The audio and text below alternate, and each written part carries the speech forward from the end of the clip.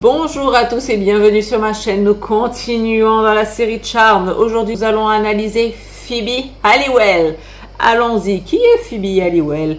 Phoebe Halliwell est la troisième née de la famille Halliwell. Pendant un long moment, c'est la dernière née, hein, c'est la troisième, la Benjamin. Mais non, on verra après qu'il y aura une quatrième, évidemment. Il fallait remplacer la première qui est partie. Mais pendant les 3 premiers épisodes, bien évidemment, c'est la petite dernière de la famille. Donc c'est la troisième née de la famille, etc., etc. Ensuite, elle prendra le rôle de la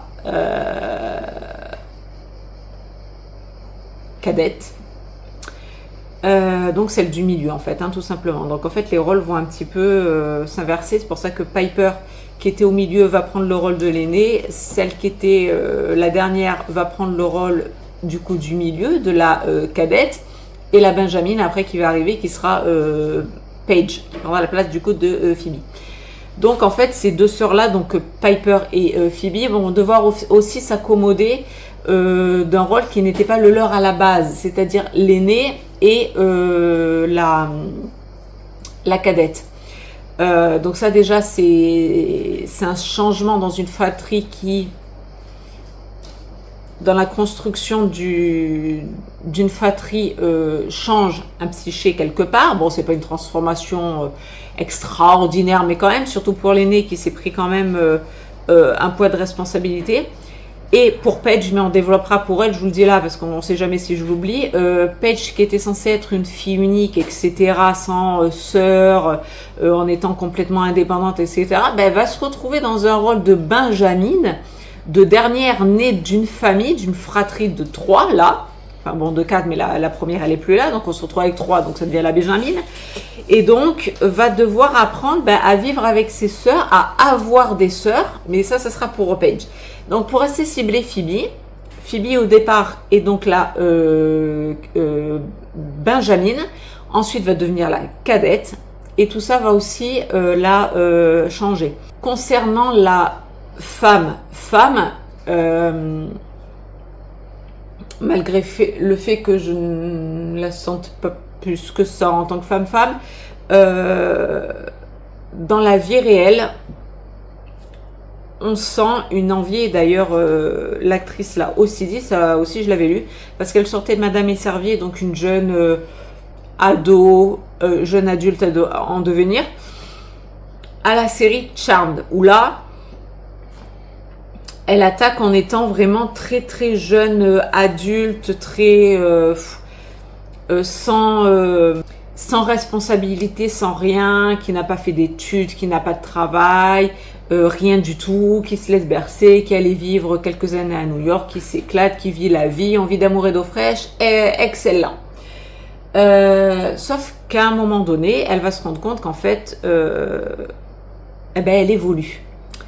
Et dans la vie réelle, tout comme dans la série, et ça, Alyssa Milano, la personne, dira que cette série, autant dans Madame et Servier, bon elle est née, elle a été petite fille, elle a grandi devant les projecteurs, devant un public, etc. Elle a grandi devant les caméras, mais autant Charmed l'a fait devenir femme. Ça, je l'avais vu, je l'avais lu. Et il est vrai que dans Charmed, si vous regardez bien, du début à la fin, ça n'a rien à voir. On n'a pas du tout la même Phoebe. Au début, on a vraiment quelqu'un de très de pas là, quoi.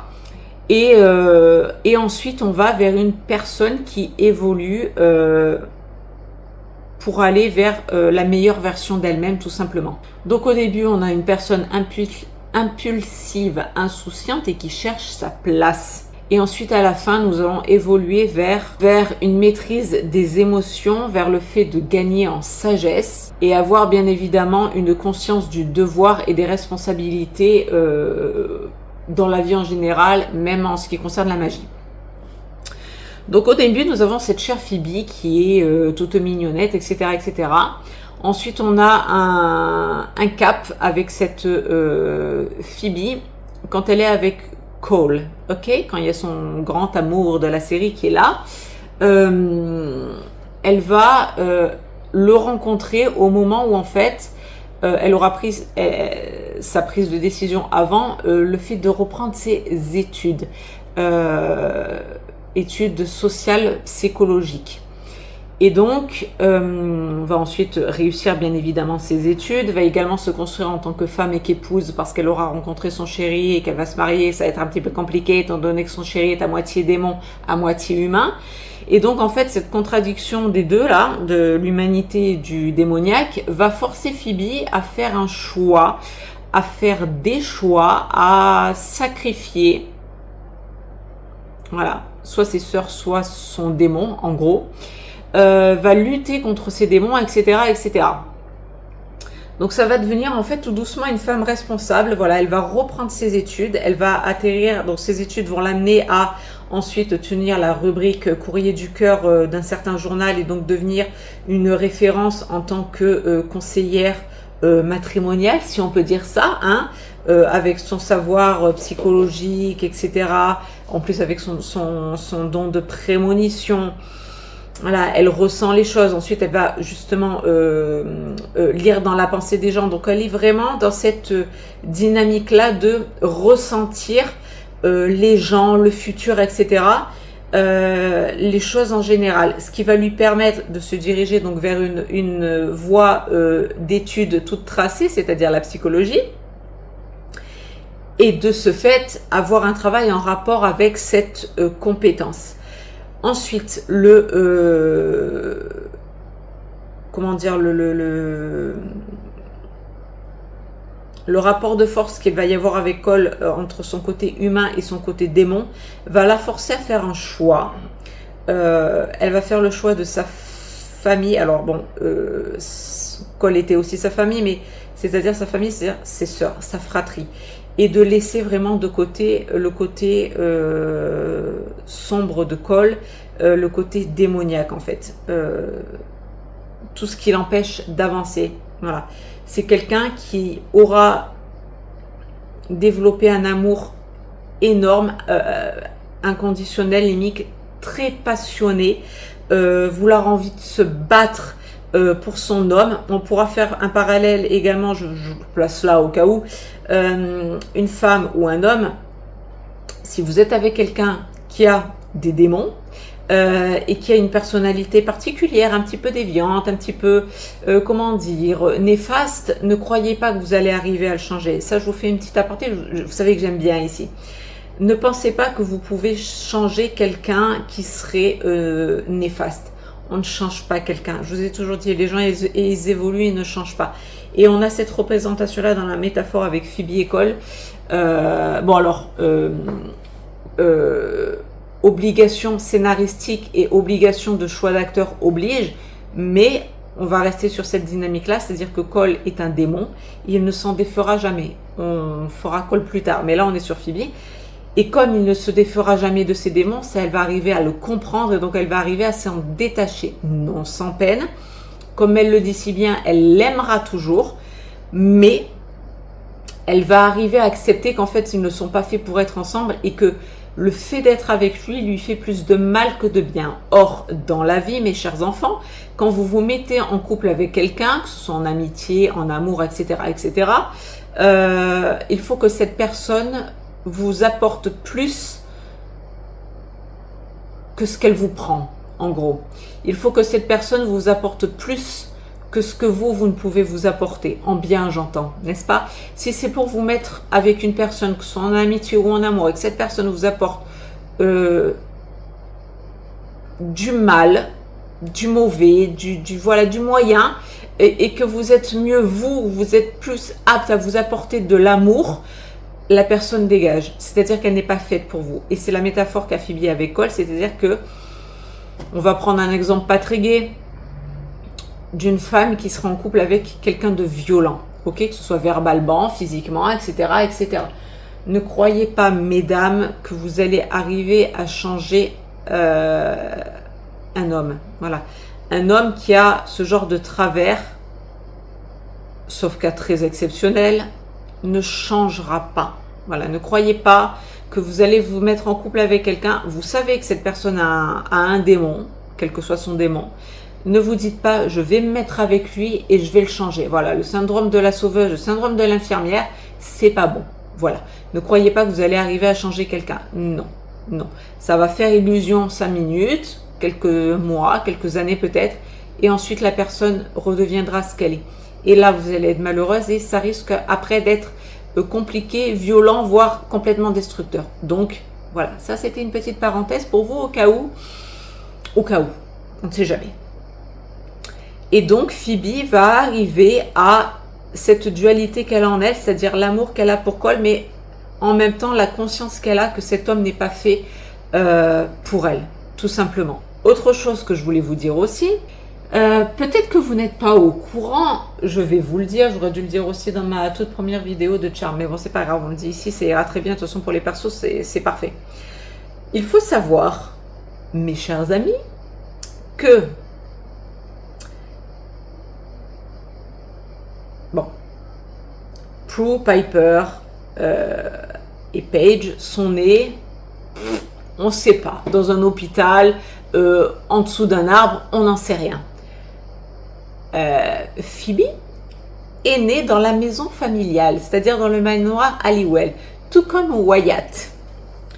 Pourquoi est-ce que je vous dis ça? Tout simplement parce que, comme on le saura dans un des multiples épisodes, la maison est construite au centre d'un pentacle.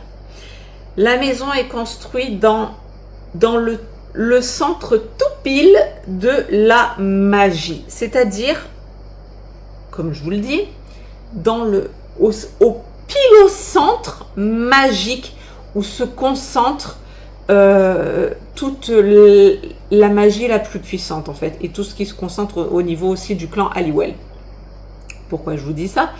Parce que les deux seuls personnages qui sont nés dans ce putain de manoir, qui représente lui-même l'essence magique des Halliwell et de toute la descendance, etc., parce que construit sur un pentacle et bien au centre d'un pentacle, on sait tout ce que c'est qu'un pentacle, si vous êtes un petit peu ésotérique, je vous laisse aller chercher les gars.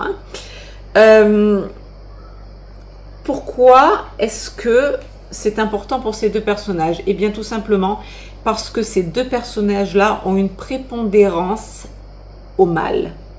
On le voit avec Phoebe qui a eu un passé quand elle va, je sais pas où là, elle voit que dans un passé, elle a été plus ou moins démon, en tout cas mauvaise, démon on va dire. On voit également que quand elle est avec Cole, elle n'a pas trop de difficultés à le suivre, à se faire couronner reine, quand Cole devient la source, etc. et être reine des enfers, machin. Elle a une prépondérance toute destinée. À l'inverse, on peut prendre l'exemple de Piper, par exemple, qui, quand elle a une difficulté, un truc, et où elle va pour péter un plomb, notamment quand elle perd Prue, elle pète un plomb parce qu'elle se fait transformer. Elle ne se transforme pas d'elle-même, ok? Elle se fait transformer en harpie parce qu'elle a été touchée, d'accord? Et donc, elle a été transformée. Ensuite, la colère reprend le dessus, et ensuite, psychologiquement, elle arrive à se défaire de ses chaînes, mais elle ne va pas elle-même vers le mal. Vous comprenez la nuance? J'espère que oui. C'est-à-dire que c'est une créature qui l'a transformée, alors que Phoebe, c'est elle qui décide de son propre chef de devenir reine des enfers. Personne ne l'a envoûtée, personne ne l'a transformée. Elle a une prépondérance au mal. Pourquoi? Parce qu'elle est née dans le manoir des Halliwell. Il en sera de même pour Wyatt. Mais on n'est pas encore à lui, pour l'instant on reste sur Phoebe.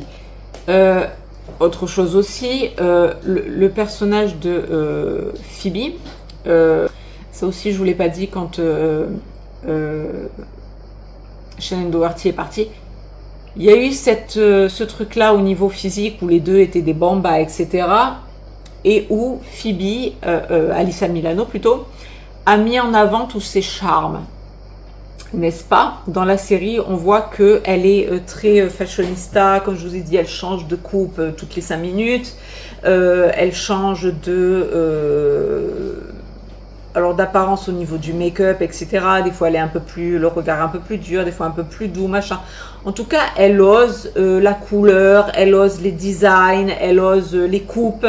Elle ose beaucoup de choses, en tout cas beaucoup de choses qui la mettent beaucoup en valeur au niveau de son corps. Elle a un corps qui est magnifique, on ne l'enlèvera pas. Au début, beaucoup moins. Ensuite, elle devient beaucoup plus athlétique, beaucoup plus... elle a le corps vraiment bien dessiné. Enfin, elle est magnifique. Bon, en plus, elle a les seins refaits, tout ça. Donc, et elle a... moi, je trouve que c'est une femme vraiment très belle. Toutes les femmes de ce... même les deux connasses, hein, que j'aime pas, sont des femmes très très belles. Après, c'est chacun son truc. J'ai mes préférences, mais voilà. Je trouve que Alyssa Milano est vraiment... une très très jolie fille. Pour moi, Piper, c'est vraiment la beauté au naturel. Elle est belle, elle a du charme, quoi. Elle a un truc.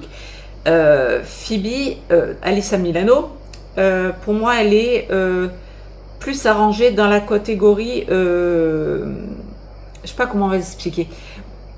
Moi, je fais la différence entre, par exemple, un mec qui serait beau et un mec qui aurait du charme. Vous voyez ce que je veux dire?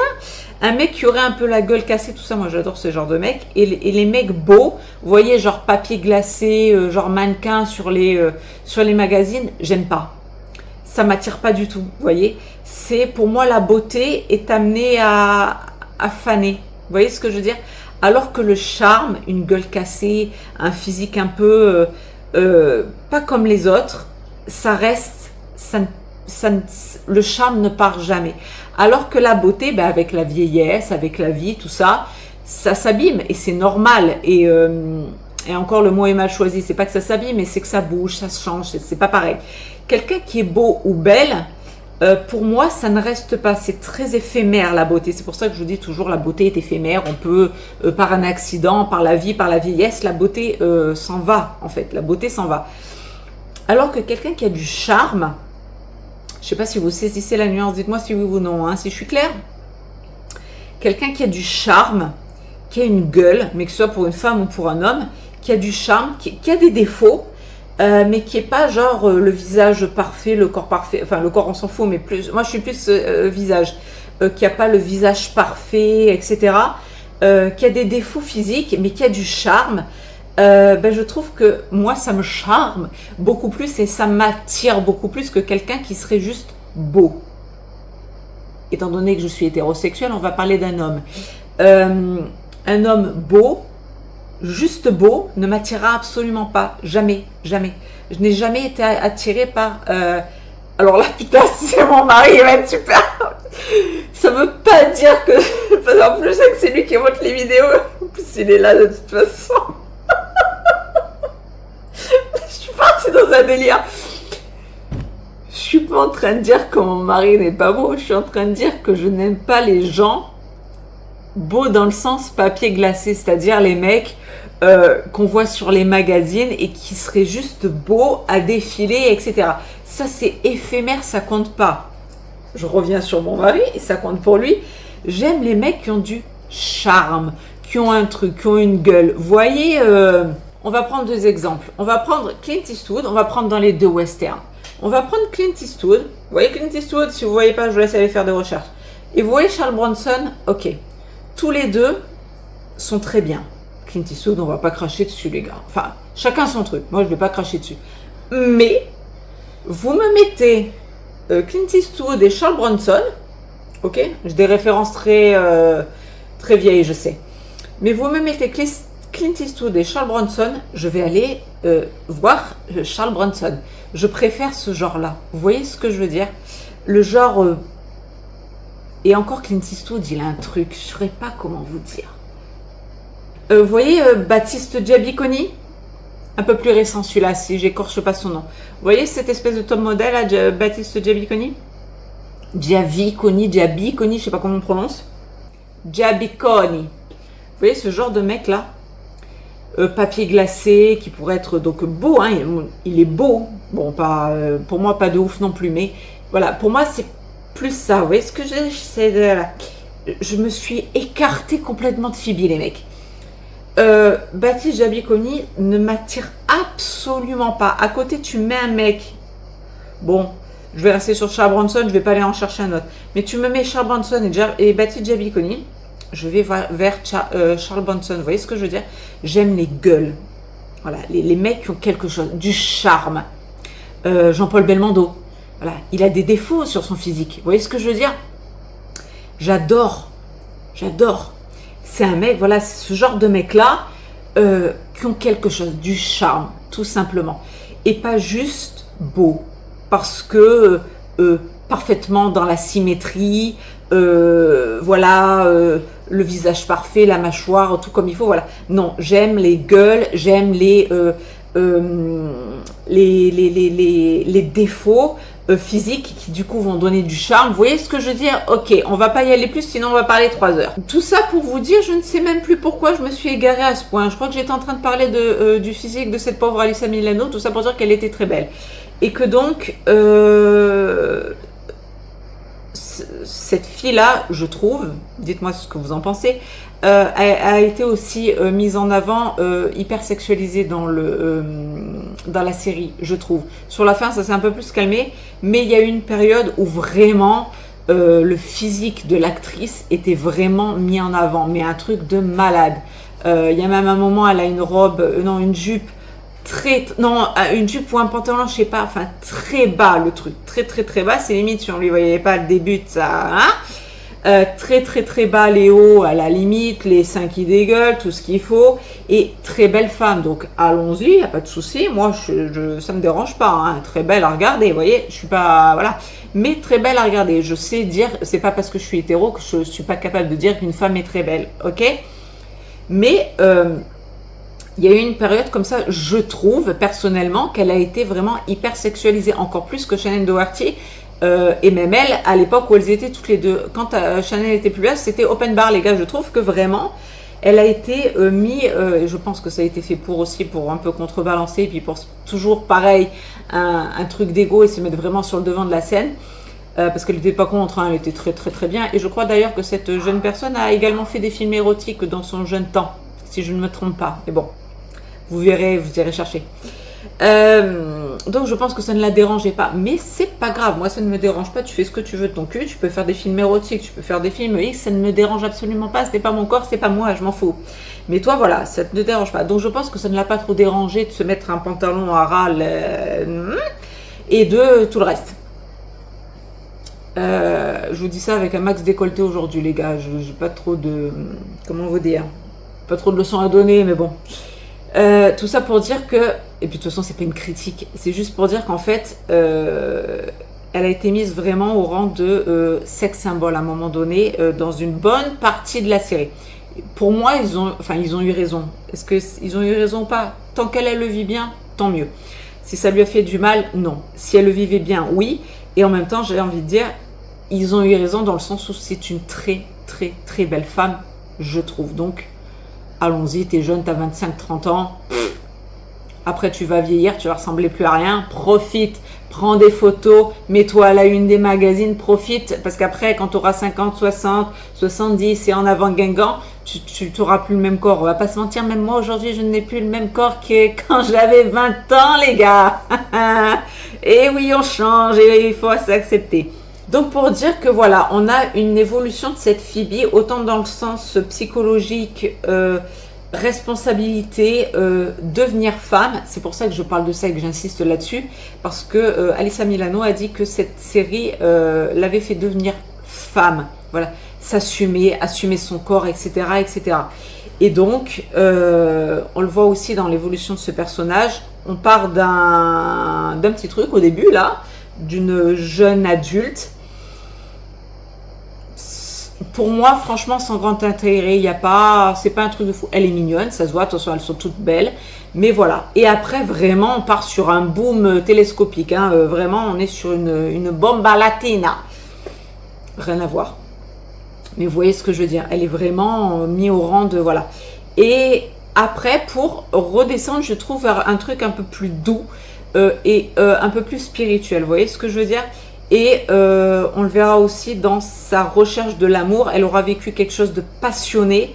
La passion, c'est mignon tant que ça fait pas de mal. Et là, au niveau de Cole, ça faisait du mal. Et bon, alors, me concernant, le couple Phoebe et Coupe, vous m'excuserez, les fans, je le déteste. Je le déteste. Déjà, j'aime pas le personnage de Coupe. Je le trouve inconsistant au possible.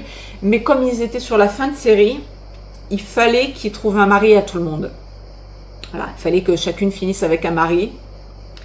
Et comme Phoebe était en recherche, on le voyait depuis de nombreux épisodes, elle voulait avoir un enfant, elle voulait être maman, elle était en recherche de ça, c'était pas une femme.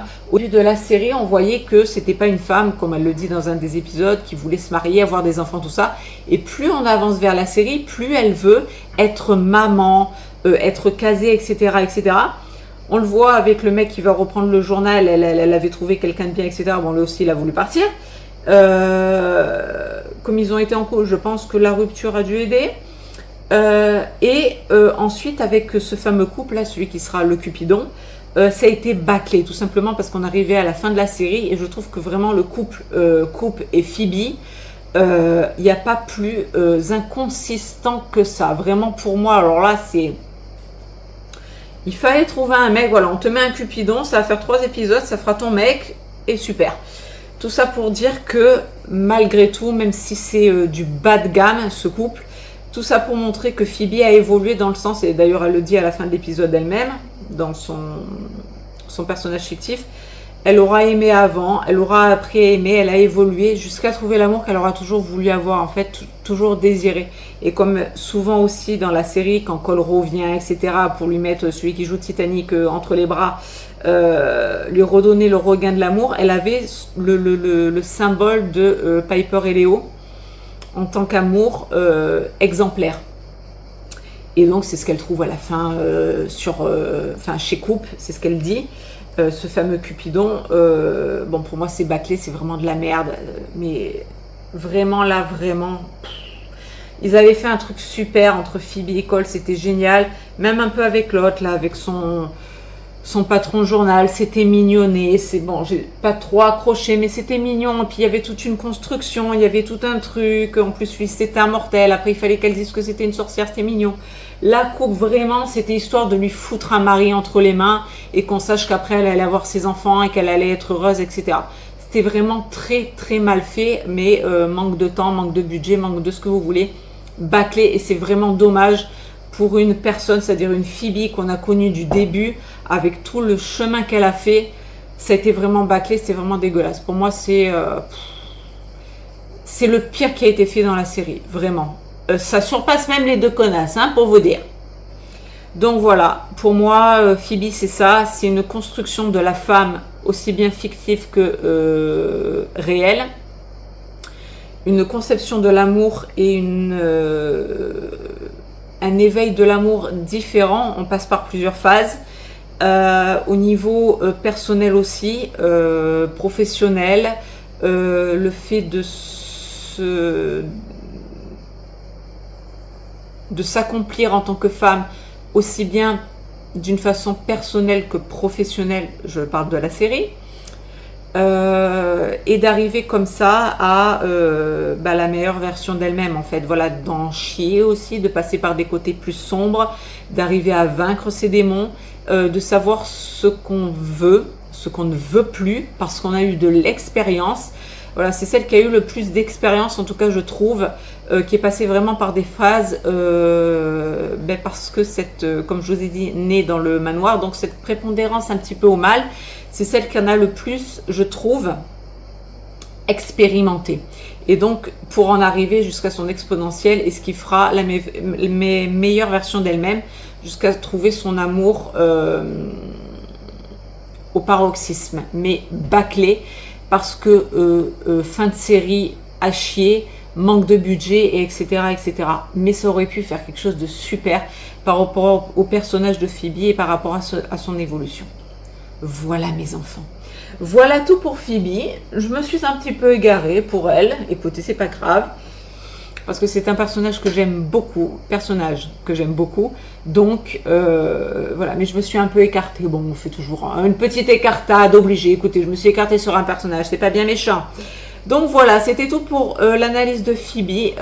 Nous allons nous retrouver pour le prochain épisode, c'est-à-dire l'analyse de Paige. Jusque-là, portez-vous toutes et tous très bien et on se retrouve dans une prochaine vidéo. Gros bisous à tous, bye bye!